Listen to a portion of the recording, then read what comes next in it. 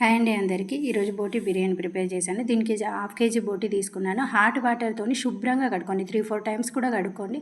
ఇలాగ కుక్కర్లో పసుపు ఉప్పు వేసుకొని 10 విజిల్లు వచ్చే వరకు ఉడికించుకోండి. 10 విజిల్లకు నాకు పర్ఫెక్ట్గా ఉడికిందండి. ఉడికించి పక్కన పెట్టుకోండి. ఇలా బిర్యానీకి సరిపడా అన్ని కట్ చేసి పక్కన పెట్టుకోండి.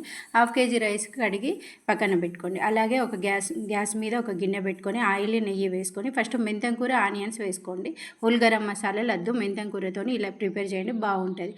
సాల్ట్, అల్లం వెల్లుల్లి పేస్ట్ వేసి ఇవి వేగగానే పచ్చిమిర్చి, ఆనియన్స్, టమాటాలు వేసేయండి. అందులోనే పసుపు, ధనియా పొడి, జీలకర్ర పొడి, కారం, ఉప్పు, మటన్ మసాలా, పెరుగు వేసి కలపండి.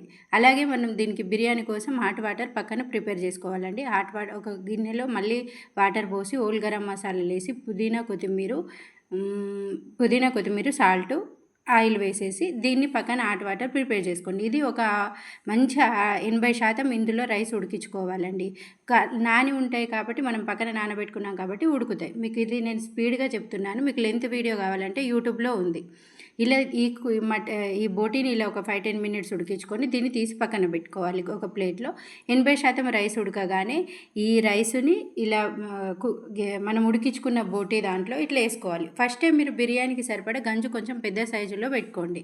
ఇందులోనే ఇట్లా రైస్ వేసుకొని మళ్ళీ కర్రీ వేసుకొని మళ్ళీ రైస్ వేసుకొని పైనుంచి ఫ్రైడ్ ఆనియన్స్, పుదీనా, కొత్తిమీర, అలాగే వాటరు, పాలు పోసి దమ్ చేసుకోవడం. ఇంతేనండి. ఈ వీడియోకి ఇంత మీకు నచ్చితే ఒక లైక్ చేయండి. ఇది బోటి బిర్యానీ.